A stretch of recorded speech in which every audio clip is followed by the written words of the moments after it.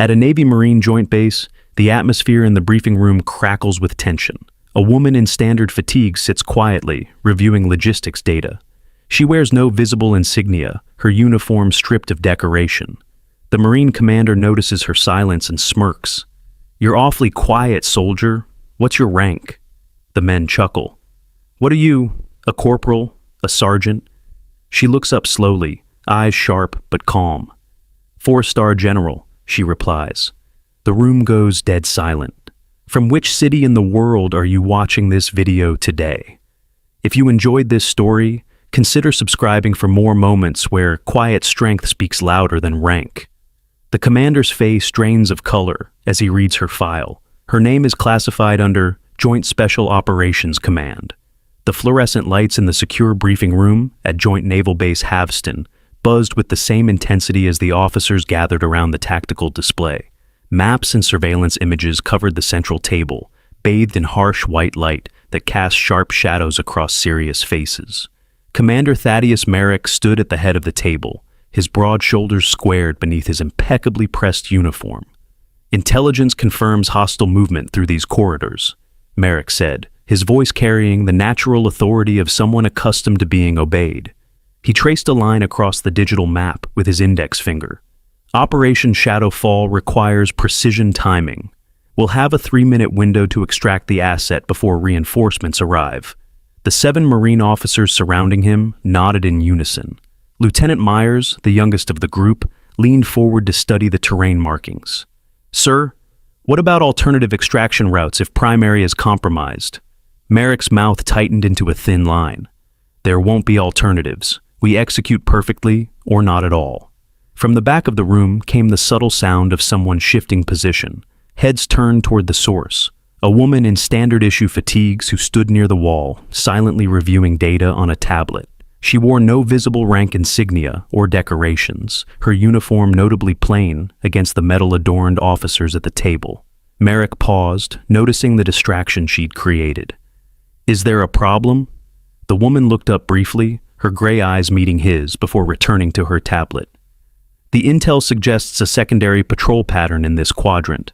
Your window may be closer to 90 seconds. The room temperature seemed to drop several degrees. The officers exchanged glances, wondering who this unmarked woman was to question Commander Merrick's assessment. Merrick's expression hardened as he studied her.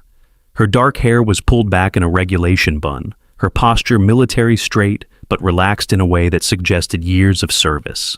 Something about her calm demeanor disrupted the ordered hierarchy of his briefing room. "You're awfully quiet back there," he said, a hint of amusement entering his voice. The other officers caught his tone and straightened, sensing the subtle shift in the room's power dynamic. "What's your clearance level anyway?" She continued reviewing the data, making notes with efficient movements. Merrick stepped away from the table, moving toward her with deliberate steps. The officers watched, a few smiling slightly at the approaching confrontation. "What are you, supply chain liaison? Administrative staff?" His tone grew increasingly patronizing. The woman finally looked up, her face composed. Nothing in her expression revealed discomfort at being the center of attention. "I'm asking you a direct question, soldier," Merrick said, his voice sharpening. "What's your rank?" The room fell silent. Even the constant hum of the air conditioning seemed to fade away. "That's not relevant to the mission parameters, Commander," she replied, her voice quiet, but carrying clearly to every corner of the room. Lieutenant Myers inhaled sharply at her response. No one spoke to Commander Merrick that way, especially not someone without visible rank. Merrick's eyes narrowed. "Everything in my briefing room is relevant when I say it is." The woman held his gaze without challenging or submitting, a perfect neutral that somehow felt more disruptive than either alternative would have been. After several tense seconds, Merrick turned back to the table. "As I was saying, gentlemen, our infiltration route will follow this ridgeline." But something had changed in the room. Several officers glanced back at the woman, curiosity replacing their initial dismissal. Lieutenant Commander Zephyr Donovan studied her longer than the others, a slight frown creasing his forehead, as though trying to place a half-forgotten face. The briefing continued for another 20 minutes, with Merrick detailing each phase of Operation Shadowfall. The woman remained silent, her presence a strange counterweight to Merrick's commanding performance. As he reached the extraction phase, Merrick gestured to the digital map. We'll have aerial support on standby, but terrain will limit visibility. The cloud cover forecasted for the operation window will further compromise aerial surveillance, the woman said without looking up from her tablet. Merrick's jaw tightened visibly. We'll correct these routes later when the actual tactical team reviews them. His dismissive gesture toward her was meant to end both her input and the briefing. As officers filed out, Lieutenant Commander Donovan lingered, watching the woman with a puzzled expression. He approached her as she collected her tablet. "Have we met before?" he asked quietly. "You seem familiar." She studied his face for a moment. "I don't believe so, Lieutenant Commander." "Zephyr Donovan," he offered, extending his hand. She hesitated before accepting the handshake. "Evanthea? Just Evanthea?" he asked with a slight smile. "For now," she replied. Donovan nodded slowly. "Well, just Evanthea. Your assessment about the patrol patterns matches what my team observed last month in the same region. I'm surprised you have access to that intel." "Information flows to where it's needed," she said, moving toward the door. "Not always," Donovan replied. "Sometimes it gets stuck behind rank and protocol." Something in her expression shifted, the barest acknowledgement of his observation. Then she was gone, leaving Donovan standing alone in the emptying briefing room. Morning brought low clouds and a fine mist that shrouded the training grounds in gray. Combat drills were underway, with Merrick's team running through tactical formations. Evanthea observed from the edge of the field, her presence seemingly forgotten in the intensity of the exercises. Lieutenant Myers struggled with calibrating the targeting system on a new piece of equipment, his frustration growing visible as the drill continued around him. Evanthea approached silently, watching his attempts for several moments before stepping closer. "The gyroscopic stabilizer needs to be reset after transport," she said quietly. Myers looked up, surprised at her presence. "I've reset it twice already." "Not the primary," she explained, reaching for the device. "May I?" After a moment's hesitation, he handed it over. Her fingers moved across the equipment with practiced precision, accessing a secondary reset mechanism hidden beneath an access panel. Within seconds, the targeting system illuminated properly. "How did you know that was there?" Myers asked, clearly impressed. "I've seen these fail in the field," she answered, handing it back. "The manual doesn't cover the transport sensitivity issues." Myers nodded appreciatively. "Thanks. I would have wasted the entire drill troubleshooting." "Lieutenant," Commander Merrick's voice cut across the training ground. He strode toward them, his expression darkening as he recognized Evanthea. "Return to your position." Myers quickly rejoined his squad, leaving Evanthea facing Merrick alone. "Giving orders now?" he called out, loud enough for nearby officers to hear. "What exactly is your role here?" Several officers paused their activities, turning to watch the confrontation. "I'm here to assess readiness," she answered calmly. "Under whose authority?" Merrick demanded, closing the distance between them. "JSOC," she replied, referencing Joint Special Operations Command. Merrick scoffed, looking her up and down with undisguised skepticism. "JSOC doesn't send unranked personnel to assess my team." He stepped closer, using his height advantage to emphasize the power disparity between them. "Let me see your credentials." Without protest, she reached into her pocket and handed him an identification card. Merrick's expression shifted as he read it, surprise briefly crossing his features before he masked it with a dismissive laugh. "This clearance level doesn't match any protocols I've seen." He handed the card back with clear disbelief. "Report to my office at 1400 hours for verification." As Evanthea walked away, she passed a group of junior officers who had been watching the exchange. Their whispers followed her. "Who shows up without proper insignia at a joint base? Must be civilian contractor playing dress-up." Did you see Merrick's face, though?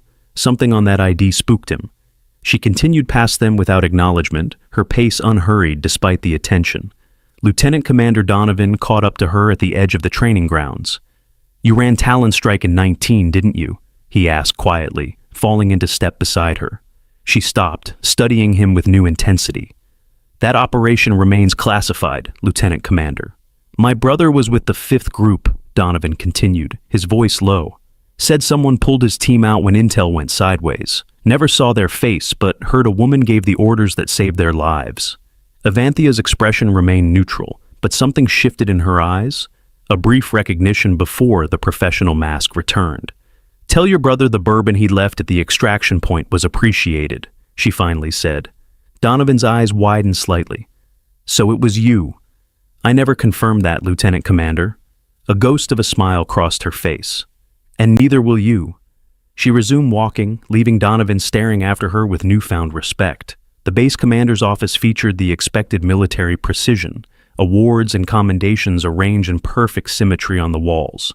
Desk clear of all but essential items. Commander Merrick stood behind his desk as Avanthia entered exactly at 1400 hours, neither early nor late.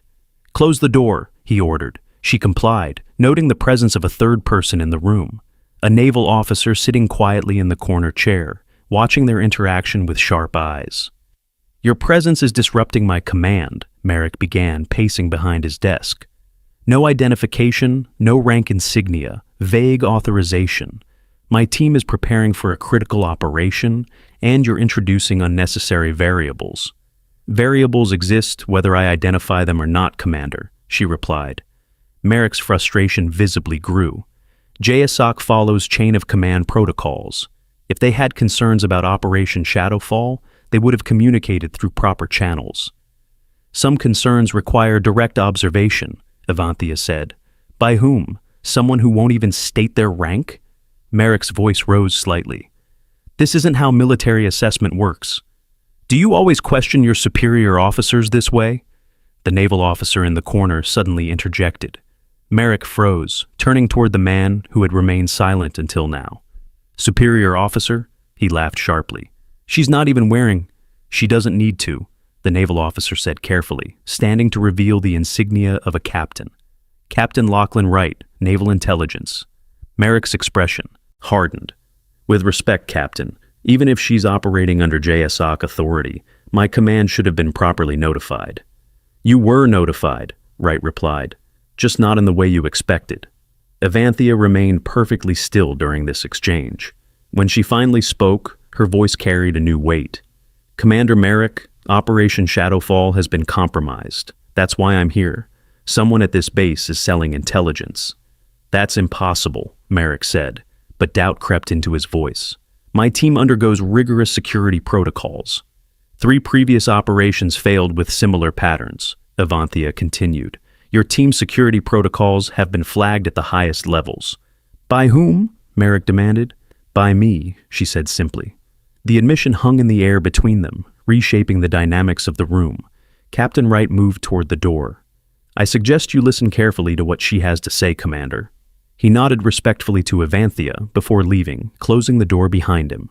Merrick remained standing, his expression a complex mix of confusion, anger, and growing concern. Who are you? He asked, his tone considerably altered from their previous encounters.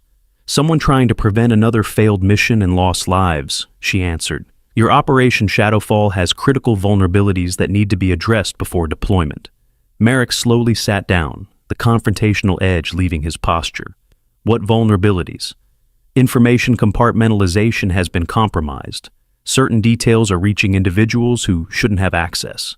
She moved to the digital display on his wall, activating it with practiced familiarity that revealed her comfort with command technology. May I? He nodded, watching as she pulled up Operation Shadowfall's security logs. Her fingers moved across the interface with expert precision, accessing deeper layers of the system than most officers could navigate. These access points show irregular patterns, she said, highlighting several entries. Information flowing where it shouldn't. Merrick studied the display, his tactical mind processing the implications. This could be explained by system updates or cross-training.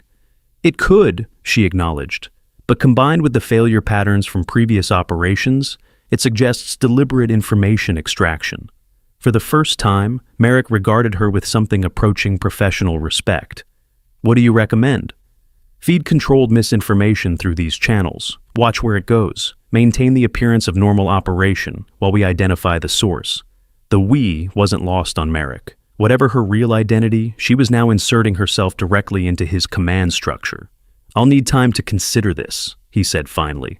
Time is something we don't have, Avanthia replied. Operation Shadowfall deploys in 72 hours. I'm still in command here, Merrick reminded her, some of his earlier resistance returning. For now, she said, her words carrying a weight that lingered in the room after she departed. Night fell over the base, bringing with it a heavy rain that drummed against the windows of the officers' quarters. Evanthea sat alone in her assigned room, the space revealing nothing of its temporary occupant. No personal items, no photographs, nothing to suggest individuality or connection. She removed her standard-issue jacket, revealing a compression shirt beneath. In the mirror's reflection, severe scarring ran across her right shoulder and upper back, the distinctive pattern of wounds from a high-explosive fragmentation device. The kind of injury that ended most military careers, or at least relegated the survivor to desk duty. From a secure case beneath her bed, she withdrew a small metal box. It opened to her thumbprint, revealing a silver insignia she never wore and a worn photograph of a younger version of herself, standing beside the current chairman of the Joint Chiefs of Staff. Both wore formal dress uniforms in the image, medals glinting under official photography lights. Evanthea activated a secure communication device. Its signal scrambled beyond conventional detection capabilities. Authentication Omega 74 Delta, she spoke quietly into the device. After a brief pause, a male voice responded, "Authenticated. Report status. Sir, the security breach is worse than we thought. I'll need to accelerate the timeline. Resistance? Expected levels. Captain Wright has provided necessary support. And Commander Merrick?" Evanthea paused, considering her assessment. Competent, but overconfident. Typical profile of officers who rose quickly during the extended conflicts. He values rank over substance. Your recommendation? Salvageable, depending on his response to what comes next. Understood. You have full operational authority. Use it as needed. Yes, sir. The communication ended with the same abruptness it had begun. Evanthea returned the insignia and photograph to their case, securing it once more beneath her bed. As she moved to close the blinds, she noticed Lieutenant Commander Donovan walking through the rain toward the officers' club. His earlier recognition of her connection to Talon Strike represented both a risk and an opportunity. People with good situational awareness noticed details others missed, including security breaches. The rain continued through the night, washing away footprints and erasing visible trails across the base. By morning, the world appeared cleaner but less defined, boundaries blurred by lingering mist that rose from the wet ground. Evanthea began her day before sunrise, running the perimeter of the base in the gray pre-dawn light. Her pace was measured and sustainable, not the eager sprint of young officers proving themselves, but the consistent rhythm of someone who understood that endurance mattered more than initial speed. As she completed her third circuit, she noticed Lieutenant Commander Donovan waiting near the training facility entrance, 2 steaming cups in hand. "Coffee?" he offered as she approached. "Black, no sugar, military standard." She slowed but didn't stop. "How did you know my schedule?" "I didn't," he admitted. "I've been here since 0500, figured you for an early riser." She completed another 20 meters before circling back, accepting the cup with a nod of thanks. The coffee was strong and bitter, exactly what the early hour demanded. "You're different from most JSOC visitors we get," Donovan observed. "How many have you met?" she asked. "3 that I know of, probably more that I don't. They usually arrive with entourages and demand immediate access to everything." "Effectiveness isn't always loud," she replied. Donovan smiled slightly. "That's what I thought when I saw you in the briefing. You were reading everyone, not just the mission data." "People reveal more than they realize," she agreed, sipping the coffee. "Including me? Especially you, Lieutenant Commander. You notice things others miss, but keep your observations to yourself. That's rare." Before he could respond, both their secure communications devices activated simultaneously. The base-wide alert tone echoed across the grounds, a critical security notification. "All officers report to Command Center, security protocol echo in effect." They exchanged a glance of professional concern before moving quickly toward the central facility, joining streams of personnel responding to the alert. The command center hummed with controlled urgency as officers took their stations. Screens displayed security lockdown procedures initiating across the base, automated protocols designed to contain information breaches. Commander Merrick stood at the central console, barking orders as reports flowed in from different departments. Network isolation confirmed, all outbound communications suspended, internal systems moving to secure backup. Avanthia entered quietly, positioning herself at the periphery of the activity. Captain Wright appeared moments later, moving directly to her side. "It's happened," he said simply. She nodded once. "Timing matches our prediction." "What prediction?" Commander Merrick demanded, turning from the console to face them. His expression tightened upon seeing Avanthia. "What do you know about this?" "Critical mission data for Operation Shadowfall has been accessed and transmitted outside secure channels," she stated. The room's activity seemed to slow as attention shifted to their conversation. "How could you possibly know that? We just detected the breach ourselves," Merrick challenged. "Because I've been tracking the pattern for weeks," she replied. "This is the fourth such breach, each preceding a failed operation." Lieutenant Myers approached with a data tablet. "Sir, preliminary trace suggests the transmission originated from within this facility. Someone with command-level access." Merrick's face darkened with anger and concern. "That's impossible. Everyone in this room has been thoroughly vetted." "Not everyone," a junior officer suggested, looking pointedly at Avanthia. The accusation hung in the air, drawing nods of agreement from several others. "She shows up without identification, starts questioning operations, and suddenly we have a security breach," the officer continued. Merrick studied Avanthia, conflict evident in his expression. "Where were you between 200 and 400 hours?" "Sleeping," she replied calmly. "Like most of your officers." "Can anyone verify that?" "No." "The simple admissions," she stated. The room's activity seemed to slow as attention shifted to their conversation. "How could you possibly know that? We just detected the breach ourselves," Merrick challenged. "Because I've been tracking the pattern for weeks," she replied. "This is the fourth such breach, each preceding a failed operation." Lieutenant Myers approached with a data tablet. "Sir, preliminary trace suggests the transmission originated from within this facility. Someone with command-level access." Merrick's face darkened with anger and concern. "That's impossible. Everyone in this room has been thoroughly vetted."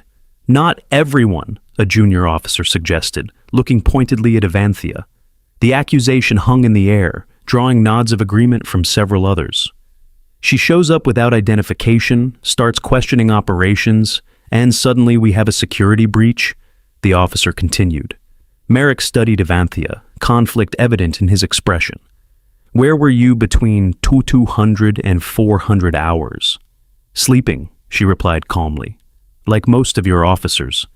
"Can anyone verify that?" "No." The simple admission increased the suspicion directed at her. Murmurs spread through the room as officers exchanged theories. "This is a waste of time," Captain Wright interjected. "We need to contain the breach before—" "Before what?" Merrick interrupted. "Before more damage is done? I'd say that starts with securing all unknown elements." He gestured to two security personnel. "Escort our visitor to Detention Room 3, secure her communications devices." Wright stepped forward.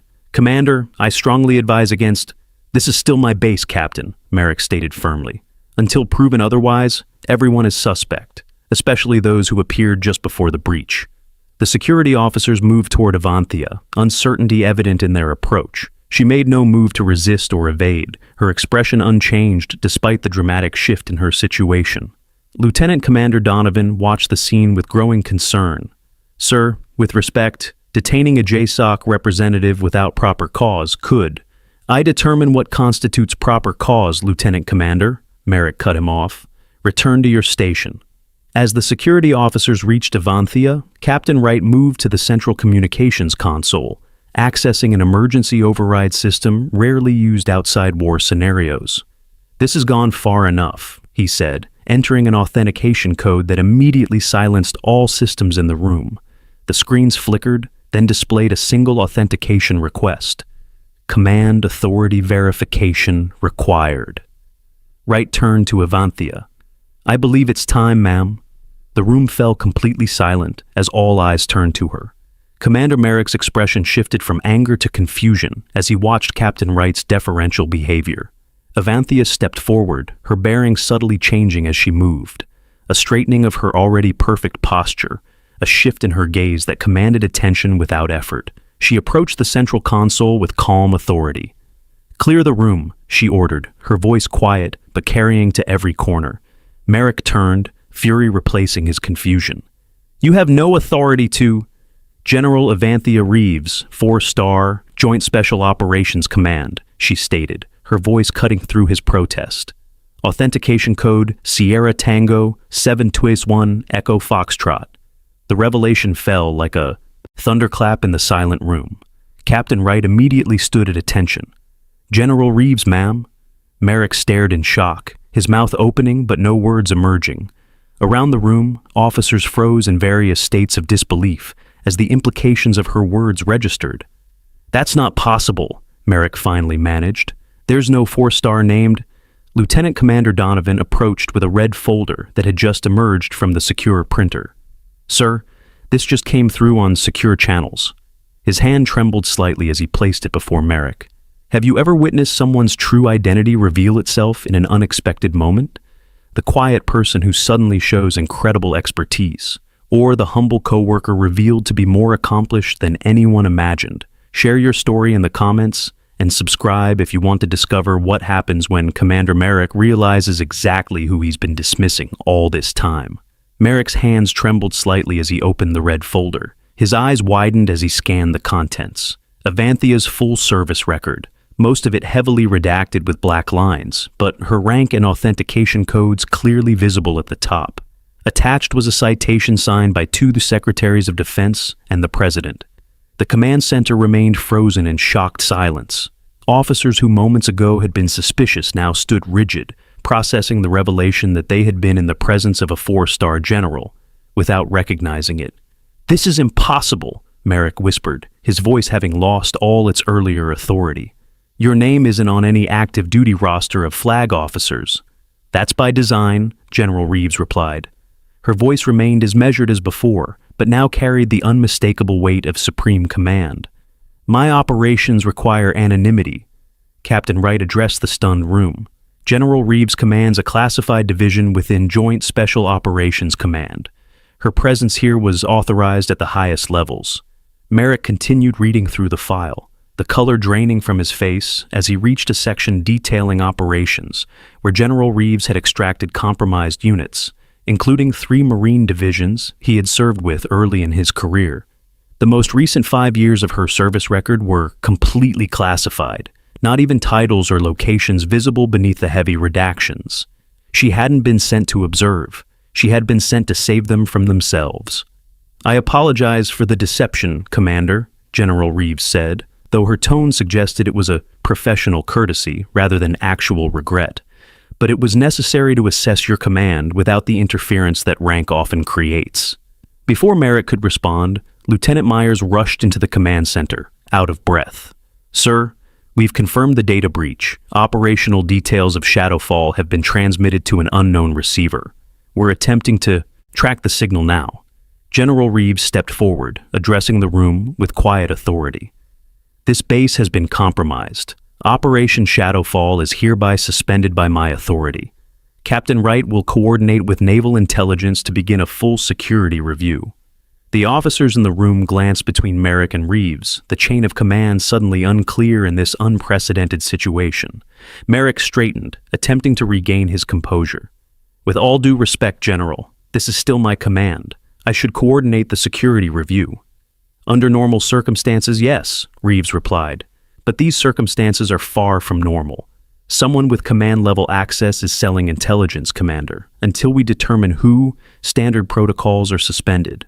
The air in the room grew heavier with each word. The implication was clear. No one was above suspicion, including Merrick himself. Lieutenant Commander Donovan stepped forward. "General, our internal tracking indicates the transmission originated from the secure communications hub on the east side of the base. Only 17 personnel have access to that facility. Compile a list of everyone who accessed that hub in the last 48 hours, Reeves ordered. Cross-reference with previous breaches." "Yes, ma'am." The officers in the room began to move with renewed purpose, the shock of her revelation giving way to professional response. The command structure had shifted before their eyes, but military training prevailed. They followed the highest-ranking officer present, regardless of personal feelings. Merrick remained standing at the central console, the red folder still open before him, struggling to reconcile his previous treatment of Reeves with the reality now facing him. His career, his command, his reputation, all suddenly balanced on a knife's edge. "Commander," Reeves addressed him directly, "I need your security team's full cooperation. This isn't about undermining your authority. It's about finding a leak before more lives are lost." Merrick nodded stiffly. "Of course, General. My team is at your disposal." "Good. We'll continue this discussion in private." She turned to the room. "Captain Wright will coordinate the immediate response. All personnel will maintain normal operations while security protocols are implemented. No communications regarding this situation leave this room. Is that clear?" A chorus of "Yes, ma'am" echoed through the command center. "Dismissed." As the officers filed out, Reeves gestured for Merrick to follow her to his office. The walk through the corridors was silent, the base continuing its routine activities, unaware of the dramatic shift that had occurred within the command structure. Inside the office, Merrick closed the door and turned to face her. For a moment, neither spoke, the tension between them palpable. "Why?" he finally asked, a complex mix of emotions in that single word. "Why what, Commander? Why the deception? Why am I here? Why reveal myself now?" "All of it." Reeves considered him carefully before answering. 3 operations similar to Shadowfall have failed in the past 8 months. 12 operatives killed. Valuable intelligence compromised.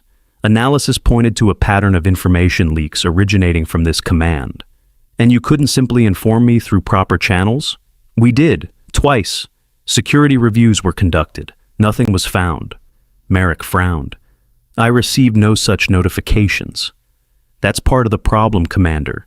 The notifications were acknowledged and dismissed by someone using your authorization codes."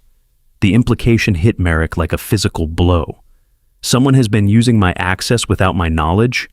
"Or with it," Reeves replied evenly. "That's what we needed to determine. Your reaction just now suggests the former rather than the latter." "You suspected me?" Anger flashed across his face. "My service record is exemplary." "So is the record of everyone else on our suspect list," she countered.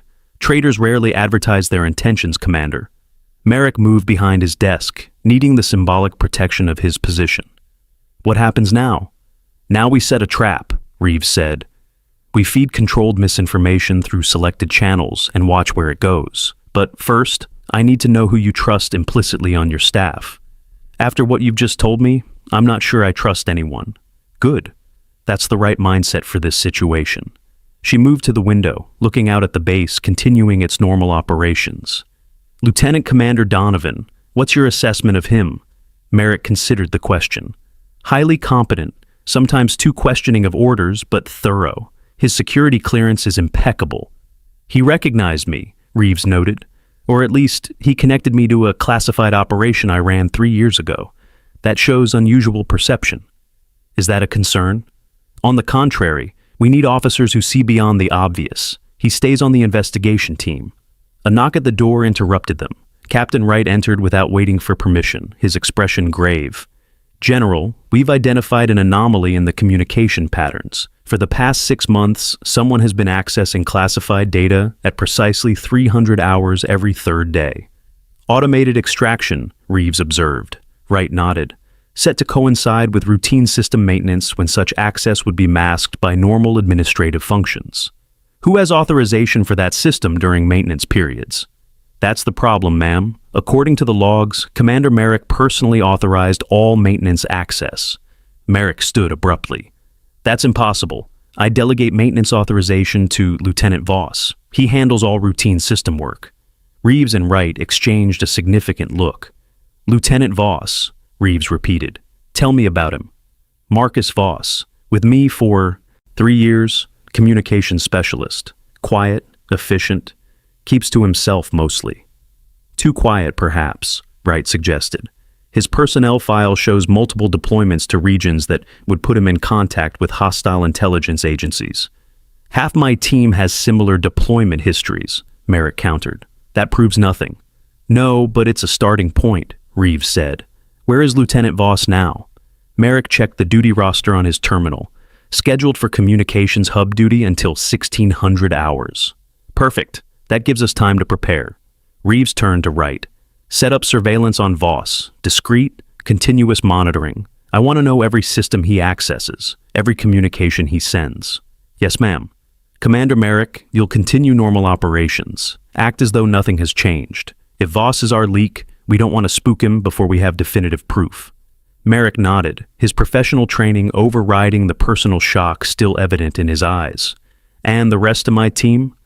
Minimal disclosure on a need-to-know basis. Lieutenant Commander Donovan can coordinate the surveillance operation with Captain Wright. As Wright left to implement the surveillance, Merrick remained standing behind his desk, struggling to process the rapid evolution of events.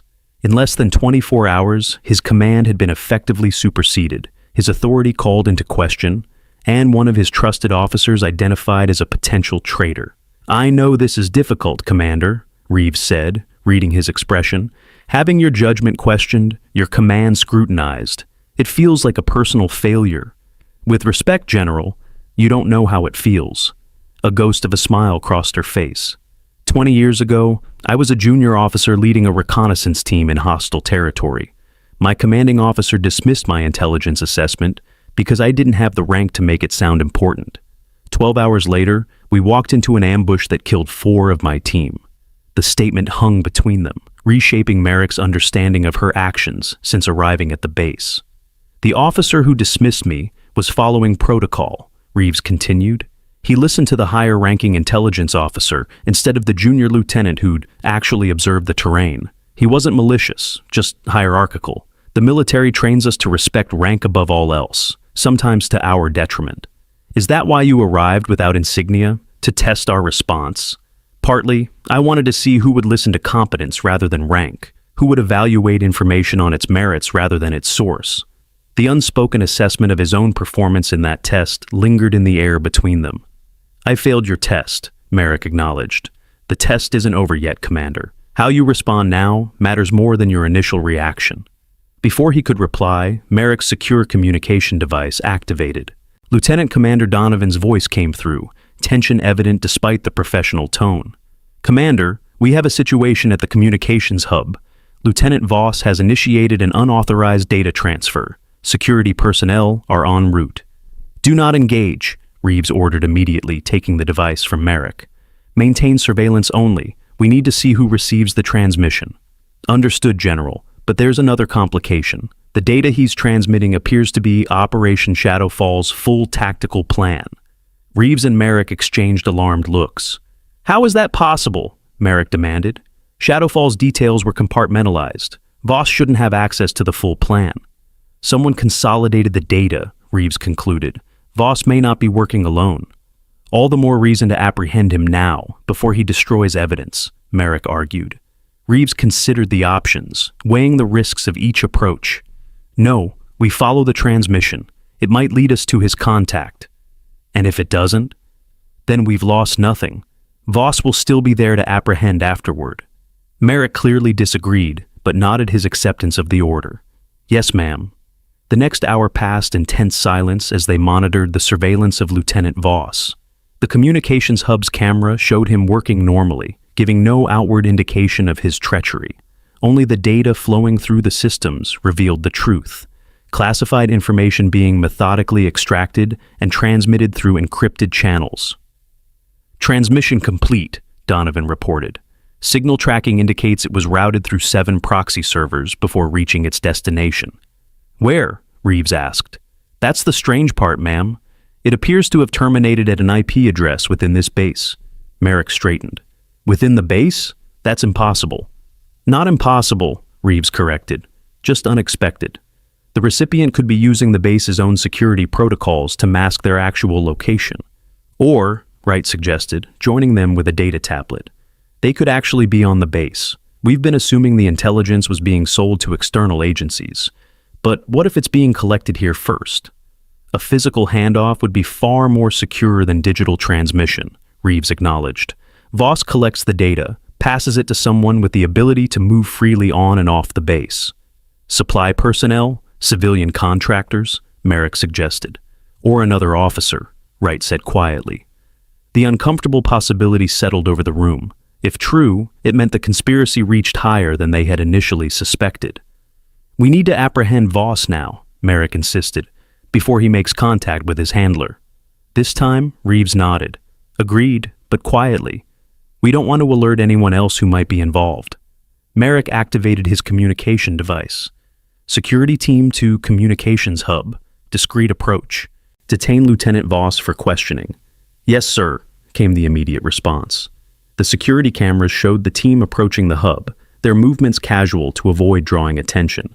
They entered the facility where Voss was working, but the interior cameras had been deactivated. Standard protocol during certain communications operations, but now a concerning blind spot. No visual inside, Donovan reported. Security team has entered, but isn't responding to communication checks. Something's wrong, Reeves said, moving toward the door. Commander, with me. Captain Wright, lock down all exit points from the base. No one leaves until we resolve this. Merrick followed her out of the office, their pace quickening as they moved through the corridors toward the communications hub. Despite her lack of visible rank insignia, personnel instinctively moved aside as they passed, responding to the natural authority in her bearing. They reached the hub to find the security team unconscious just inside the entrance. The equipment was still running, but Lieutenant Voss was nowhere to be seen. Medical team to communications hub, Merrick ordered into his device. 4 officers down. Reeves moved through the facility, checking each room with practiced efficiency. He's gone, and he disabled the interior tracking systems. Base lockdown should contain him, Merrick said, checking the vital signs of the downed security personnel. They're alive, just unconscious. Non-lethal chemical agent, Reeves observed, noting the distinctive odor in the air. Military grade, not something a lieutenant should have access to. Unless someone provided it to him, Merrick concluded. Someone with higher clearance. The implications of that statement hung between them as medical personnel arrived to treat the security team. The situation had escalated beyond a simple case of intelligence selling. This was a coordinated operation with multiple participants. Commander Merrick to Command Center, his communication device suddenly announced. Emergency Protocol Alpha. They exchanged concerned glances before moving quickly toward the command center. Emergency Protocol Alpha indicated a security breach at the highest level, the kind that threatened the entire base. The command center was in controlled chaos when they arrived. Lieutenant Commander Donovan met them at the entrance, his expression grave. Sir General, we have multiple security breaches across the base. Communication systems compromised, weapons locker 7B accessed without authorization, and a perimeter sensor failure on the northeast quadrant.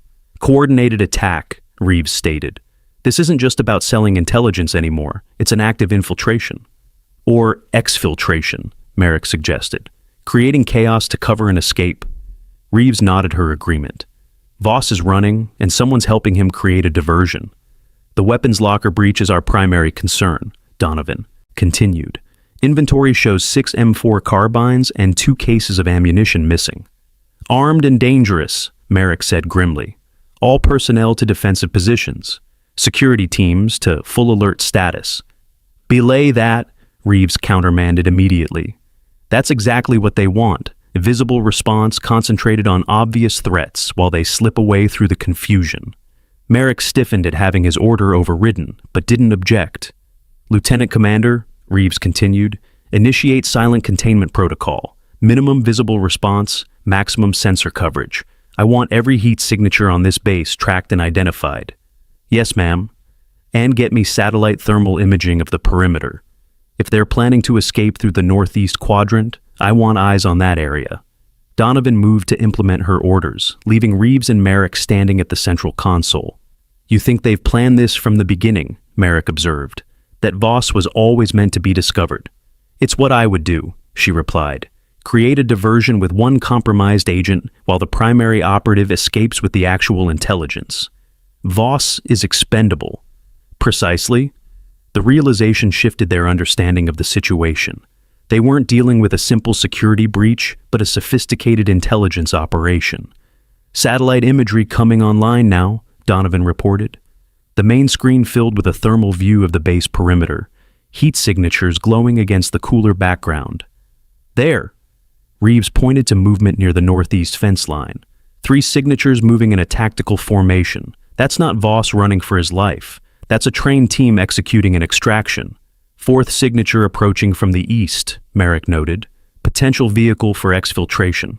Reeves studied the pattern for a moment before making her decision. Commander, take a team to intercept. Non-lethal approach if possible. We need them alive for questioning. Understood, Merrick replied, already moving toward the door. Donovan, with me. Alert Tactical Response Team 2 to meet us at Northeast Access Point 7. And Commander, Reeves called after him, be careful. These aren't amateurs. The warning was unnecessary but appreciated. A professional courtesy between senior officers now operating as equals rather than as evaluator and subject. As Merrick and Donovan departed, Captain Wright approached Reeves with an update. General, we've identified Lieutenant Voss's movement pattern. He's heading for the administrative wing, not the perimeter. The administrative wing? Reeves frowned. What's his target there? Unknown, ma'am. That area houses personnel records, supply management, and the base commander's residential quarters. Reeves considered this unexpected development. He's not running, he's still executing his mission. Which is something we haven't identified yet. She turned to the command console, accessing the base security systems. Show me all personnel currently in the administrative wing. The screen displayed a dozen heat signatures moving through the administrative corridors, normal staffing for that time of day. Nothing unusual, Wright observed. That's what concerns me, Reeves replied. If Voss is heading there with a specific target in mind, why hasn't the security alert affected personnel movement in that sector? The question lingered unanswered as they watched Voss's heat signature move purposefully through the base, avoiding main corridors and security checkpoints with practiced ease. He knows the security patrol patterns, Wright noted. That's high-level information, restricted to security chiefs and command staff. Someone has been very generous with classified information. Reeves agreed. Her eyes narrowed as she studied Voss's movement pattern. He's not heading for the records office or supply management. His trajectory puts him on course for the secure communications center in the East Wing. But that makes no sense, Wright protested. He just left the main communications hub. Why risk exposure to reach a smaller, less equipped facility? Unless there's something specific at that location. Reeves activated her communication device. Commander Merrick, change of plans. Voss is heading for the secure communications center in the administrative wing. Redirect your team. Negative, General, came Merrick's tense reply, the sound of running footsteps in the background. We've engaged the extraction team at the perimeter, taking heavy fire, cannot disengage. Understood, maintain your position. She turned to Wright. Captain, assemble a second team. We'll intercept Voss ourselves. Yes, ma'am. As Wright moved to gather personnel, Reeves studied the security layout of the administrative wing, identifying potential approach, vectors, and vulnerabilities. Something about this situation felt wrong. The pieces didn't fit together in a logical pattern. Why would Voss head for a secondary communications facility when he'd already transmitted the intelligence from the primary hub? What was in that specific location that warranted such risk? The answer hit her suddenly. It's not about what's there, she murmured. It's about who's there. She pulled up the duty roster for the Secure Communications Center. One name stood out immediately, Major Eleanor Hadley, the base's senior intelligence officer, and the person responsible for coordinating all operational security measures. He's not going after equipment or data, Reeves realized. He's targeting Major Hadley. Without waiting for Wright to return with the security team, Reeves moved toward the exit. This development required immediate response, and there wasn't time to assemble a proper team. General, one of the junior officers called after her. Protocol requires a security escort for command staff during active threats. I am the security, she replied, all without breaking stride. The administrative wing was eerily quiet as Reeves moved through its corridors, the normal bustle of activity replaced by an unnatural stillness. The security alert should have triggered standard protocols, personnel sheltering in secure rooms, security teams establishing defensive positions. Instead, the area seemed simply abandoned, her combat instincts heightened, each sense attuned to potential threats. The absence of expected response was more alarming than visible danger. It suggested a level of infiltration that had compromised base security protocols themselves. The Secure Communications Center was located at the end of a reinforced corridor, its entrance protected by both electronic and physical security measures. As Reeves approached, she noted that the electronic access panel showed green, unlocked when it should have been sealed during a security alert. She drew her sidearm, moving silently to the door. From inside came the sound of voices. One male, presumably Voss, and one female, likely Major Hadley. "The extraction team is in position," Voss was saying. "We need to move now." "The security alert complicates things," came the female reply. "Reeves is sharper than we anticipated. She's already connected you to the intelligence leaks." Then we accelerate the timeline. The secondary objective becomes primary. "That's not your call to make, Lieutenant. The operational parameters were clear." "Parameters change when the situation changes," Voss countered. "We have a 4-star general on base who wasn't supposed to be here. That changes everything." Reeves processed this exchange rapidly. Major Hadley wasn't a victim. She was Voss's handler, possibly the architect of the entire intelligence operation. And now they were discussing a secondary objective that somehow involved her presence on the base. The realization sent a chill through her. This wasn't just about stealing operational details of Shadowfall. It was something far more significant, and she had walked directly into it. Before she could retreat and call for backup, a voice spoke from behind her. "Hello, General Reeves." She turned to find Lieutenant Commander Donovan standing in the corridor, his sidearm aimed directly at her heart. "I'm afraid Commander Merrick won't be joining us," he continued, his voice calm and professional. "He's quite occupied at the perimeter with our diversion team." The pieces fell into place with devastating clarity. Donovan's early recognition of her connection to Talonstrike hadn't been coincidental or impressive. It had been informed. He'd known exactly who she was from the moment she arrived. "You've been the primary operative all along," she said, her voice steady despite the revelation. "Voss is just your public face." "Very good, General." He gestured toward the communications center door. "Major Hadley is eager to speak with you. She's been anticipating your arrival for some time." "I'm sure she has." Reeves maintained her composure, mind racing through potential scenarios and responses. "And what happens after our conversation?" Donovan's smile never reached his eyes. "That depends entirely on you, General. Some conversations end better than others." He gestured again with his weapon. "After you."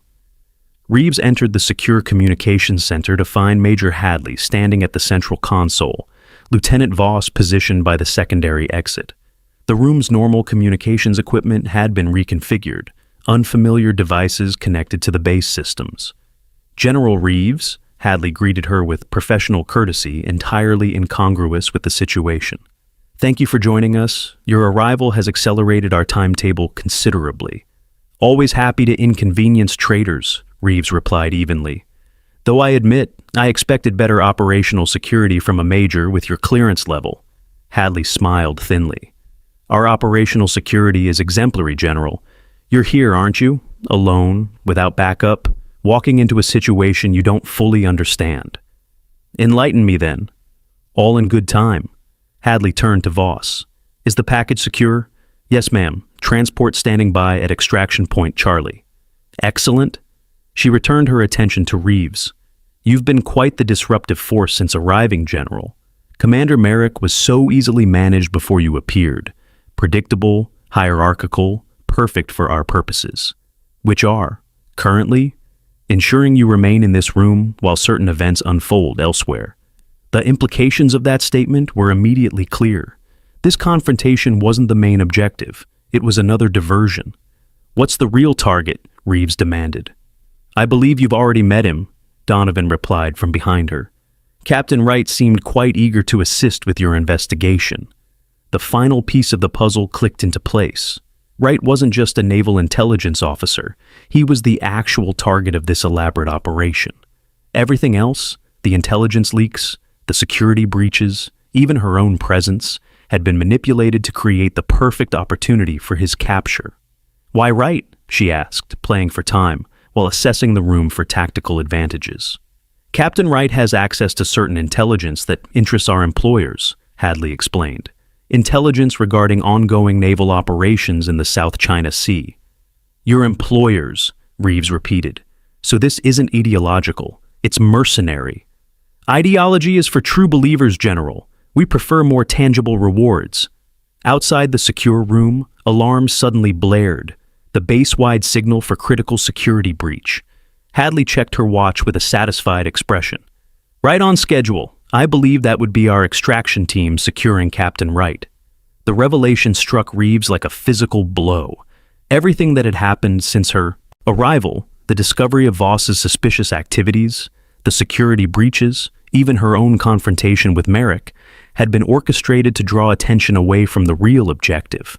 You used me, she realized. My investigation created the perfect distraction. We adapt to changing circumstances, General, Hadley replied. Your arrival was unexpected, but ultimately beneficial. A 4-star general investigating security breaches draws all eyes to her activities, leaving other operations in the shadows. The communications console suddenly activated, a voice breaking through with urgency. Command Center to General Reeves. Captain Wright has been abducted. Repeat, Captain Wright has been taken by unknown hostiles. Commander Merrick is down. Condition critical. Please respond. Donovan moved to the console, disabling the communication with practiced efficiency. I'm afraid the General is unavailable at the moment. Hadley checked her secure device, nodding with satisfaction at the information displayed. Extraction team reports successful acquisition of the package, proceeding to rendezvous point. You won't make it off this base, Reeves stated with quiet certainty.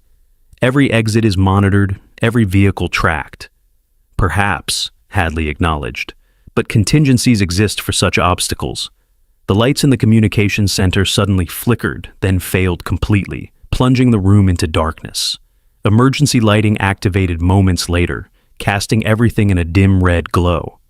That would be Phase 3, Voss observed. Base-wide power disruption. The perfect opportunity for extraction under cover of chaos and confusion.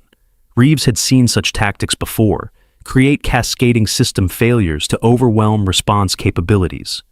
What happens now? She asked, though she already suspected the answer. Now we say goodbye, General, Hadley replied.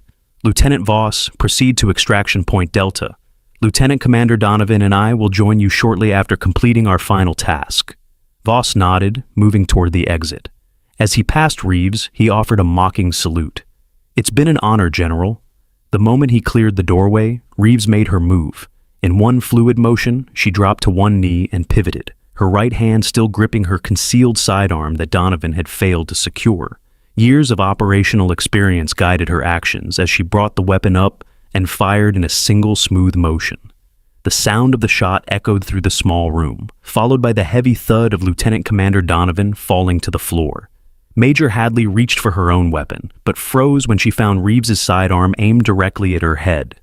That was your final mistake, Major, Reeves said calmly, assuming I came alone. The door behind Hadley opened to reveal Captain Wright, very much present and unharmed, his own weapon trained on the stunned intelligence officer. Impossible, Hadley whispered. The extraction team was intercepted and contained 20 minutes ago, Wright informed her. Your communications have been monitored since General Reeves identified Lieutenant Voss as a security risk. The realization dawned on Hadley's face. She had been caught in her own trap. The chaos she believed was covering her operation had been orchestrated to flush out her entire network. Commander Merrick, she asked, is exactly where he needs to be, Reeves replied, securing the northeast perimeter and apprehending the remainder of your extraction team. Wright moved forward to secure Hadley, while Reeves checked Donovan's condition. The shot had been precisely placed, a non-lethal wound to the shoulder that incapacitated without killing. Security team to secure communications center, Wright called into his device. 2 prisoners for transport to detention. As security personnel entered to take custody of the conspirators, Reeves holstered her weapon and turned to Wright. How bad is it? She asked quietly. 5 compromised operations. 3 officers confirmed involved in the conspiracy, possibly more, and intelligence dating back 18 months potentially in enemy hands. A significant breach, but contained now. Wright nodded grimly. Thanks to your unconventional approach, General. Reeves moved to the doorway, looking out at the base now swarming with security personnel, responding to the orchestrated alerts. Not my approach, Captain. Commander Merrick deserves credit for adapting quickly once he understood the situation. He may need to revise his initial assessment of unranked personnel in his briefing room, Wright observed with the ghost of a smile.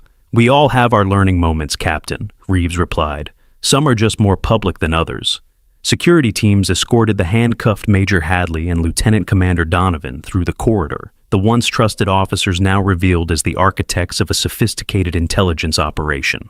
"One question remains, General," Wright said as they watched the prisoners being led away. "How did you know I wasn't actually the target?" "The same way I knew Donovan was involved," she answered. "He recognized me too easily from a classified operation where all personnel were masked. And he knew details about the bourbon left at the extraction point, information that was never in any report. You set a trap within their trap. Intelligence work is often layers within layers, Captain." She turned to him with a rare smile. "Something I believe you understand quite well." As they moved through the corridors toward the command center, personnel stopped to salute. Not because of visible rank insignia, which Reeves still didn't wear, but because word had spread throughout the base about the 4-star general who had uncovered the conspiracy. The truth of who she was had been revealed in the most dramatic way possible. The quiet woman in standard fatigues, dismissed and underestimated, had proven to be the most powerful officer on the base. Commander Merrick was waiting for them in the command center, his uniform showing signs of the firefight at the perimeter, but his bearing as professional as ever. When he saw Reeves enter, he immediately stood at attention and saluted. "General Reeves," he acknowledged formally. "Extraction team contained and secured. All hostile personnel accounted for." "Well done, Commander," she replied, returning his salute with equal formality. "Casualty report? 2 security personnel with minor injuries, no fatalities." "Excellent work." Merrick hesitated, then continued. "General, I owe you an apology. My initial assessment of your presence was—" "Exactly what our adversaries expected, Commander," she interrupted. "Sometimes being predictable has tactical advantages." Before he could respond, the command center's main screen activated, displaying an incoming transmission from Joint Special Operations Command Headquarters. The face that appeared belonged to the chairman of the Joint Chiefs of Staff himself. "General Reeves," he greeted her, his expression grave. "I understand there's been a situation." "Contained, sir," she replied. "Hostile intelligence network identified and neutralized." "Casualties?" "Minimal. We were fortunate." "Fortune tends to favor the prepared, General." He glanced at the officers standing behind her. "Commander Merrick's cooperation was instrumental?" "Absolutely, sir. Once he understood the situation, his response was exemplary." The chairman nodded, his eyes moving to Merrick. "Commander, consider yourself debriefed. General Reeves will provide a full assessment upon her return." "Yes, sir," Merrick replied, understanding the implicit message. His command performance had been evaluated at the highest level.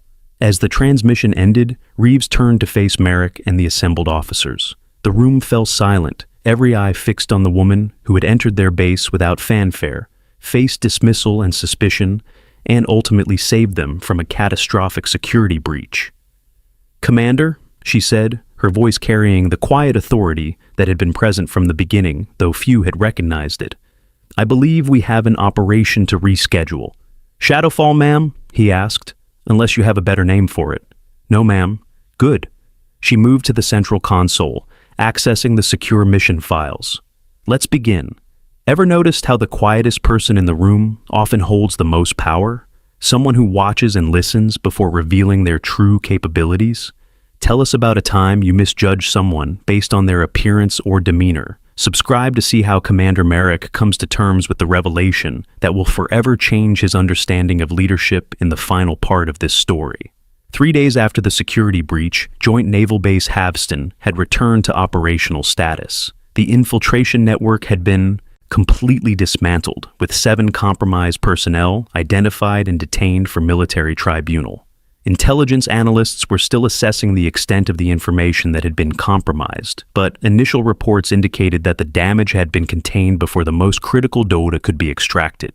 In the main briefing room, the same space where Commander Thaddeus Merrick had first encountered General Avanthia Reeves, officers gathered for the rescheduled Shadowfall operation briefing. The atmosphere was markedly different now. Where tension and hierarchy had previously dominated, there was now a focused professional attentiveness. Commander Merrick stood at the briefing room door, watching his officers assemble. The events of the past few days had transformed him in subtle ways, his posture still commanding but less rigid, his awareness more comprehensive. He noticed details he would have overlooked before, Lieutenant Myers quietly mentoring a junior officer on equipment protocols, Captain Wright conferring with the intelligence team about updated regional assessments, the way his staff maintained professional focus despite the dramatic events they had witnessed. "Quite a different room than 3 days ago," a quiet voice observed beside him. Merrick turned to find General Reeves standing there, still dressed in standard fatigues without insignia. The only visible change in her appearance was the silver ring with the Navy crest now visible on her right hand, a subtle identifier that most wouldn't recognize as significant. "Yes, ma'am," he acknowledged. "Different command dynamics as well." "Growth often comes from disruption, Commander. Your team has adapted admirably." Before he could respond, Captain Wright approached them. "General, Commander, we're ready to begin." The officers came to attention as Merrick and Reeves entered the room. Every eye followed the general, not because of rank insignia, which she still didn't display, but because of the quiet authority that now everyone recognized. What had been invisible to them days before was now unmistakable, the bearing of someone who had commanded at the highest levels for years. "At ease," Reeves said, as she took position at the head of the table. "Commander Merrick will lead this briefing. Operation Shadowfall remains his mission." The statement was significant. She was publicly affirming his command authority, despite having the rank to assume control herself. Merrick nodded in appreciation of the gesture before addressing the room. "Operation Shadowfall has been reconfigured with enhanced security protocols," he began, activating the tactical display. "All intelligence has been verified through multiple channels, and mission details have been compartmentalized with new access restrictions." The officers followed along as he detailed the revised operation. Throughout his presentation, Merrick periodically deferred to General Reeves for input, not out of obligation to rank, but out of genuine respect for her expertise. The dynamic between them had evolved into a balanced professional partnership. "The extraction window has been extended to 4 minutes based on updated surveillance," Merrick continued, gesturing to the tactical map. "General Reeves has provided additional JNIZOSC assets to support the primary team. Lieutenant Commander Donovan's involvement compromised certain approach vectors," Reeves added. "We've developed alternatives that provide improved cover for the extraction team." The mention of Donovan's name sent a ripple through the room. His betrayal had shocked the entire command. A trusted officer revealed to be a foreign asset. The wound was still fresh. "Questions?" Merrick asked as he completed the operational overview. Lieutenant Myers raised his hand. "Sir, given recent events, has the command structure for this operation been modified?" "Good question," Merrick acknowledged. "General Reeves will oversee the operation from Command Center Strategic, while I will coordinate tactical execution from Forward Position Alpha. Captain Wright will serve as intelligence liaison between both elements." The clear delineation of authority addressed the uncertainty that had pervaded the base since the security breach. Officers visibly relaxed, reassured by the established framework. "One more thing," Merrick added. "Trust has been tested here. We've seen that rank indicators don't always reveal true capability or loyalty." He glanced briefly at Reeves. "From this point forward, all personnel will be evaluated on demonstrated competence rather than position or time in service. Questions and observations from any source will be considered on their merits, not their origin." The statement represented a fundamental shift in his command philosophy, one directly influenced by his experience with General Reeves. Several officers nodded in approval. "Dismissed to preparation stations," Merrick concluded. "Operation commences at 0600 tomorrow." As the officers filed out, Reeves remained at the table, studying the tactical display. Merrick approached after the room had emptied. "Permission to speak freely, General?" "Always, Commander. You could run this operation yourself. JSOC authority gives you complete operational control if you wanted it." "I could," she agreed, eyes still on the display. "But that would teach the wrong lesson." "Which is?" "That power must be exercised to be validated." She looked up at him. "Sometimes the most effective demonstration of authority is knowing when not to use it." Merrick considered her words. "I've been thinking about our first encounter, my reaction to your questions. A natural response to perceived disruption of command hierarchy, but the wrong response," he acknowledged. "I evaluated your input based on visible rank rather than content." "Many would have done the same," she said. "The military trains us to respect the chain of command. It's necessary for battlefield cohesion." but sometimes an impediment to recognizing valuable insight, Merrick added, especially when it comes from unexpected sources. Reeves nodded, pleased with his understanding. The best commanders balance both, maintaining order while remaining open to intelligence from all levels. Is that why you operate without insignia? To test that balance? Partly, she admitted, but also because it gives me clearer vision. People reveal their true nature when they believe no one important is watching. The observation lingered between them, reshaping Merrick's understanding of leadership. He had always believed that authority flowed from visible indicators of rank and position. Reeves had demonstrated that true authority existed independent of such symbols. It was inherent in competence, judgment, and character. Operation Shadowfall will proceed as planned, Reeves said, returning to professional matters. But there's another matter we need to discuss. Ma'am, your next assignment? Merrick straightened, concern flashing briefly across his face. Being reassigned after a security breach, even one ultimately contained, often signaled career limitations. I've submitted my formal evaluation of base command to JSOC headquarters, Reeves continued, including recommendations for personnel advancement. I understand, Merrick said, his expression carefully neutral. Do you? She studied him with those penetrating gray eyes. Commander, when I arrived, I observed an officer who prioritized protocol over perception, rank over substance. That officer might have been considered for lateral transfer at best. Merrick accepted the assessment without protest. It was accurate, if uncomfortable to hear. But that's not the officer I see now, she continued. The past 3 days have revealed someone capable of adaptation, someone who can recognize error and incorporate new understanding into leadership approach. Thank you, General. Don't thank me yet, she replied with a hint of a smile. The assignment I'm recommending involves significant challenge, with proportionate opportunity. Before she could elaborate, Captain Wright entered the briefing room. Pardon the interruption, General, Commander. JSOC headquarters has confirmed receipt of all security breach documentation. They're requesting your presence for direct debrief, ma'am. When? Transport arriving in 30 minutes. Reeves nodded. Thank you, Captain. Please inform them I'll be ready. As Wright departed, Merrick realized their conversation about his future assignment would remain unfinished for now. Another lesson in military life, where uncertainty was the only constant. We'll continue this discussion after Operation Shadowfall concludes, Reeves said, rising from her seat. In the meantime, Commander, focus on mission success. Yes, ma'am. She moved toward the door, then paused. One question, Commander. If I arrived today, without insignia, and questioned your operational assessment in front of your team, how would you respond? Merrick considered the scenario carefully. I would evaluate the question on its merits, regardless of who asked it. And if the question revealed a flaw in your planning, I would acknowledge it and incorporate the insight, he answered without hesitation. Good information improves mission success, regardless of its source. Reeves studied him a moment longer, then nodded with satisfaction. That's why your next assignment will be advancement rather than limitation, Commander. You've learned what many officers never grasp, that leadership isn't about position, it's about perception. With that, she departed, leaving Merrick to contemplate how completely his understanding of command had transformed in just 3 days. The operations center hummed with focused activity as dawn approached. Surveillance feeds displayed the target area, weather conditions, and team positioning. Intelligence analysts monitored communication channels for any indication that the mission had been compromised.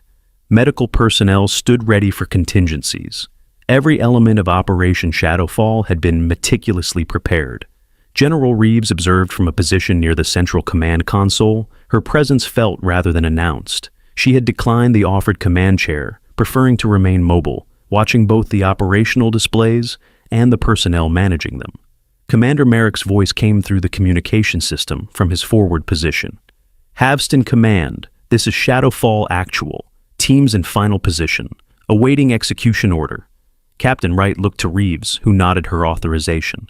Shadowfall Actual, this is Havston Command, Wright responded. You are green for execution. Repeat, green for execution. Copy that. Commencing operation. The surveillance feeds showed the extraction teams moving with precision through the designated approach vectors. The operation proceeded with textbook efficiency. each element coordinating seamlessly, each checkpoint cleared according to timeline. Whatever doubts might have lingered about command cohesion after the security breach had been erased by the professionalism now on display. 37 minutes after commencement, Merrick's voice returned. Havston Command, Shadowfall Actual, primary package secured, moving to extraction point. A current of relief passed through the command center. The most critical phase, locating and securing the intelligence asset, had been accomplished without incident. Shadowfall Actual, be advised, Wright responded, eyes on the weather monitoring system. Weather front moving faster than predicted. Extraction window may be compressed by approaching storm system. Copy that. Adjusting extraction timeline. New ETA 14 minutes. Reeves moved to the weather display, studying the approaching front. Captain, have alternative extraction options. Standing by. That storm could ground air assets. Yes, ma'am. The next 12 minutes passed in tense monitoring as the extraction team navigated toward the rendezvous point, the storm front accelerating toward the same location. The margin for error narrowed with each passing minute. Havston Command were at extraction point, Merrick reported. Visibility deteriorating rapidly, requesting immediate extraction. Extraction team is 3 minutes out, Wright responded. Storm intensifying, wind speeds approaching unsafe threshold for helicopter operations. Reeves stepped forward. Commander, this is General Reeves. Wind patterns indicate a narrow corridor approaching from the southwest. If you can reposition 200 meters in that direction, you'll find a temporary weather window. Copy that, General, moving to recommended position. The command center watched as the team's tracking indicators moved southwest, racing against the closing weather system. The extraction helicopter appeared on radar, fighting crosswinds as it approached. Visual contact with extraction team, the pilot reported. Commencing pickup, 30 seconds to touchdown. For a moment, it seemed the operation would conclude without complications. Then multiple alarms activated simultaneously. Unidentified vehicles approaching from the east, an intelligence analyst called out. High speed, tactical formation, possible hostile response team. Shadowfall Actual, be advised, Wright transmitted urgently. Potential hostiles approaching your position, estimated 2 minutes to contact. Copy that, Merrick responded, his voice steady despite the escalating threat. Package secured in helicopter, ground team establishing defensive perimeter. Reeves moved to the tactical display. Commander, do not engage unless absolutely necessary. Primary mission is asset extraction, not confrontation. Understood, General. Helicopter lifting off now with package. Ground team will delay pursuit forces if required. The surveillance feed showed the extraction helicopter ascending through the narrowing weather corridor, banking sharply to avoid the worst of the storm front. On the ground, Merrick's team had positioned themselves to block the approach road, ready to cover the helicopter's escape if needed. Hostile vehicles 1 minute out, the analyst updated. Shadowfall ground team, prepare for immediate extraction, Reeves ordered. Secondary extraction team moving to your position from the northwest. Negative, General, Merrick responded. Secondary team won't reach us before hostiles arrive. Ground team will create diversion to ensure package clears the area. The implication was clear. Merrick intended to engage the pursuing forces, putting his team at risk to ensure the intelligence asset escaped safely. Commander, Reeves's voice carried unmistakable authority. You will not engage. That's an order. With respect, ma'am, tactical situation requires immediate decision. Hostiles will have visual on extraction helicopter, unless delayed. Wright looked to Reeves, tension evident in his expression. The situation was deteriorating rapidly, with Merrick prepared to risk himself and his team to complete the mission. Commander Merrick, Reeves said, her tone modulating to one she rarely used, the full weight of 4-star command. Execute fallback protocol Sierra immediately. Authentication, Sierra Echo 417 Tango. There was a moment of silence on the communication channel. Authentication confirmed, Merrick finally responded. Executing fallback protocol Sierra. The tactical display showed Merrick's team abandoning their blocking position, moving instead toward a ravine to the west. A concealed approach to an alternate extraction point that hadn't been in the original operation briefing. Hostiles continuing past ground team position, the analyst reported with surprise. They're not pursuing. Repeat, hostiles are not in pursuit of our teams. Reeves nodded, having anticipated this development. They're after the helicopter, not our ground forces. The asset is their primary target. But the helicopter has a significant lead and better maneuverability, Wright observed. Precisely, Reeves replied, which is why Commander Merrick's team wasn't in actual danger. The pursuing force had no tactical reason to engage ground personnel when their target was airborne. Understanding dawned on Wright's face. You knew they would bypass our ground team. Probability favored that assessment, she acknowledged. But Commander Merrick was prepared to engage regardless, putting mission success above personal safety. That's what we train for, Wright noted. Yes, but training sometimes creates reflexive responses rather than optimal ones. Reeves returned her attention to the tactical display. In this case, the optimal response was disengagement, allowing the hostiles to pursue a target they cannot catch while preserving our forces for future operations. The command center tracked both teams' progress, the helicopter safely clearing the weather system with the intelligence asset aboard, Merrick's ground team reaching the alternate extraction point without incident. The pursuing hostile force, realizing they could not intercept the helicopter, eventually abandoned their chase and withdrew from the operational area. Mission complete, Wright announced as the final elements cleared the area. Asset secured, all personnel accounted for, no casualties. A quiet satisfaction permeated the command center. Operation Shadowfall had succeeded despite complications, a testament to the renewed effectiveness of the base's command structure. Well done, everyone, Reeves acknowledged. Thorough after-action review in 6 hours. Identify what worked and what can be improved. As the operational teams began standard shutdown procedures, she moved toward the exit. Captain Wright, please inform Commander Merrick I'll meet him in the main briefing room upon his return. Yes, ma'am. 2 hours later, Merrick entered the briefing room, still in his field uniform, the signs of the operation visible in the mud on his boots and the tactical focus in his eyes. He came to attention when he saw General Reeves waiting for him. At ease, Commander, she said. Congratulations on mission success. Thank you, General. He relaxed his posture, but remained professional. Though I should apologize for nearly countermanding your orders in the field. Nearly being the operative word, she observed. You ultimately executed the correct tactical response. After you invoked fallback protocol Sierra, he pointed out. A protocol I wasn't aware existed until that moment. Sometimes the best contingency plans are those the enemy doesn't know about, Reeves replied, including our own forces, when necessary. Merrick nodded, understanding the security principle involved. May I ask about the protocol now? You may. It was established 48 hours ago, after we identified the security breach.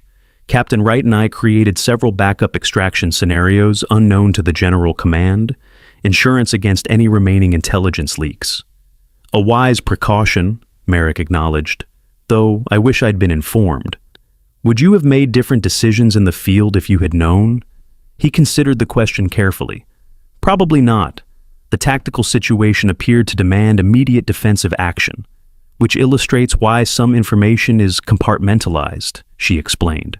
Knowledge of fallback options might have altered your instinctive response, potentially revealing the contingency to observing hostiles. It was another lesson in the complexities of command. Sometimes incomplete information served operational security better than full disclosure, even among trusted personnel. I understand, he said finally, and I appreciate the insight. Good. Reeves moved to the briefing room window, looking out at the base where so much had changed in such a short time. Now, about your next assignment. Merrick straightened, prepared for whatever assessment she had reached. JSOC is establishing a new operational training division, she continued, focused on adaptive command under atypical conditions. The division needs a commanding officer with recent, relevant experience in exactly that area. The implication was clear, but Merrick waited for explicit confirmation. I've recommended you for command of the division, Commander, Reeves stated, turning to face him. Promotion to captain included, effective immediately upon acceptance. The offer was far beyond what Merrick had anticipated. Not just advancement, but the opportunity to shape an entirely new command philosophy within special operations. I'm honored, General, he said, genuine appreciation in his voice, and somewhat surprised given my initial performance during your assessment. Your initial performance revealed blind spots, she acknowledged. Your subsequent adaptation revealed capacity for growth. JSOC needs commanders who can recognize and correct their own limitations, not those who never make mistakes. The assessment was fair, and more generous than Merrick might have given himself. Thank you, General. I accept the assignment. Good. You'll report to Quantico in 2 weeks for formal briefing. In the meantime, complete your handover here and prepare recommendations for your successor. Yes, ma'am. A knock at the door interrupted them. Captain Wright entered with a data tablet. Pardon the interruption, General. JSOC transport is ready when you are, and this just came through for Commander Merrick, his official promotion orders. Wright handed the tablet to Merrick, who scanned the document with quiet satisfaction. The orders confirmed everything General Reeves had outlined, with the additional note that his performance during recent security challenges had been exemplary and worthy of special commendation. Congratulations, Commander, or should I say Captain, Wright said with genuine pleasure. Well deserved. Thank you, Captain Wright. Merrick handed the tablet back. Though much of the credit belongs to General Reeves, her assessment revealed areas for improvement I hadn't recognized myself. The best evaluations always do, Wright replied. General, the transport crew is asking about your departure timeline. Tell them 20 minutes, Reeves instructed. I have one more matter to discuss with Commander Merrick. As Wright departed, Reeves moved to the briefing room table. From her pocket, she withdrew a small box and placed it on the table's surface. Your captain's insignia, she explained. Normally these would be presented at a formal ceremony, but I thought you might appreciate receiving them here, where your journey toward this promotion truly began. Merrick opened the box to find the double silver bars of a Navy captain gleaming against dark fabric. The sight represented not just professional advancement, but personal transformation, a tangible symbol of lessons learned and perspective gained. General, I'm not sure what to say. Thank you seems inadequate. Then don't say it, she replied. Show it by living the principles you've learned. Evaluate people by capability, not appearance. Listen to insights regardless of their source. Question assumptions, especially your own. I will, he promised. She nodded, satisfied with his commitment. One last thing, Commander. Do you remember your first question to me in this room? I believe I asked about your rank, he recalled, the memory now tinged with irony. You did, she confirmed. And I told you it wasn't relevant to the mission parameters? Do you understand now why I said that? I think so, Merrick reflected. Rank is an administrative designation, not a measure of competence or character. By focusing on your lack of insignia, I missed the substance of your contributions. Precisely. She moved toward the door, her departure imminent. Remember that lesson when you command your training division. Some of the best insights will come from those with the least formal authority. I won't forget, he assured her. At the doorway, General Reeves paused. This room looks different now, doesn't it? Merrick glanced around the briefing room, physically unchanged since their first encounter, yet transformed by perspective. Yes, ma'am. Very different. Growth changes how we see everything, Commander. Not just others, but ourselves. With that final observation, she departed, leaving Merrick alone with his new insignia and the profound lessons that had earned it. The following morning, the base gathered for a formal change of command ceremony.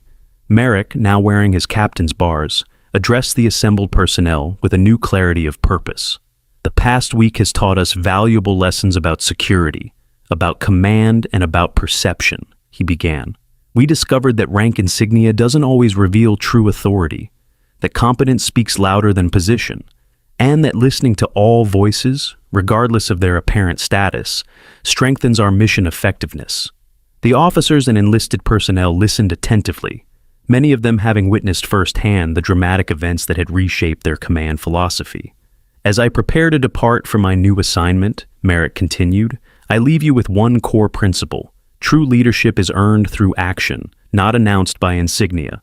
Judge yourselves and others by demonstrated capability, not by symbols of authority. After the ceremony concluded, Merrick found himself at the base perimeter, looking toward the airfield, where General Reeves's transport had departed the previous evening. Lieutenant Myers approached, now designated as interim commander, pending permanent replacement. Sir, may I ask a personal question? Go ahead, Lieutenant. When did you realize who General Reeves really was? Before or after the security breach? Merrick considered the question, remembering his initial dismissive treatment of the unmarked officer in his briefing room.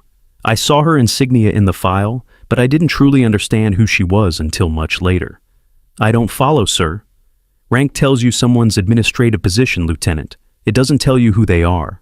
Merrick turned from the airfield, facing the younger officer directly. I saw General Reeves's 4 stars, but I didn't understand her capability until I watched her in action, making decisions under pressure, anticipating threats, prioritizing mission over ego. That's what made her a general, Myers suggested. No, Merrick corrected gently. That's who she was before becoming a general. The stars recognized what already existed. They didn't create it. Myers nodded slowly, processing the distinction. Is that why she doesn't wear them? To see who recognizes her authority without the symbols? Partly, Merrick acknowledged. But I think it's also because she understands something many of us forget.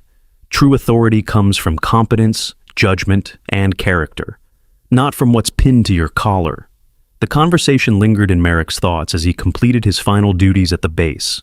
3 days later, as he prepared for departure to his new command, he discovered an envelope on his desk marked simply with his name. Inside was a handwritten note from General Reeves. Captain Merrick, 20 years ago. A commander like you dismissed me because I wore no rank insignia. His career survived, but his effectiveness was permanently limited by his inability to recognize authority without symbols. You faced the same test, but demonstrated capacity for growth, the essential quality of genuine leadership. Your new command will shape officers who must function in environments where insignia means nothing and competence means everything.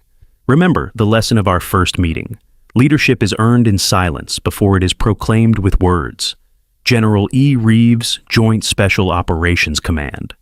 Attached to the note was a small silver pin, not a rank insignia or decoration, but a simple marker recognizing membership in a classified JSOS division. The kind of identification that would be meaningless to most, but instantly recognized by those who truly understood military capability. Merrick carefully secured the pin inside his uniform pocket, not to be displayed, but to serve as a personal reminder of the lessons he had learned. True authority needed no announcement. Real leadership spoke through action, not symbols. As he departed the base for his new command, he passed the briefing room where his journey had begun. Through the window, he could see officers gathered around the tactical table, engaged in earnest discussion. A junior lieutenant was speaking, gesturing to something on the display, while more senior officers listened attentively. The sight confirmed that the lessons would continue beyond his departure, that the principles General Reeves had demonstrated were taking root in the command culture. Authority was being recognized by substance rather than symbols, insight valued regardless of its source.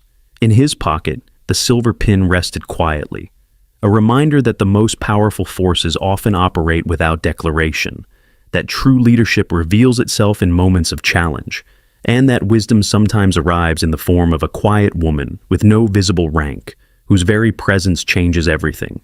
Have you ever witnessed someone earn respect not through position or title, but through quiet competence and character?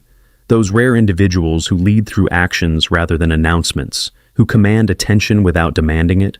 Share your story of encountering unexpected leadership in the comments below, and subscribe to explore more stories about the power of perception, the truth behind appearances, and the unexpected ways true authority reveals itself when we least expect it.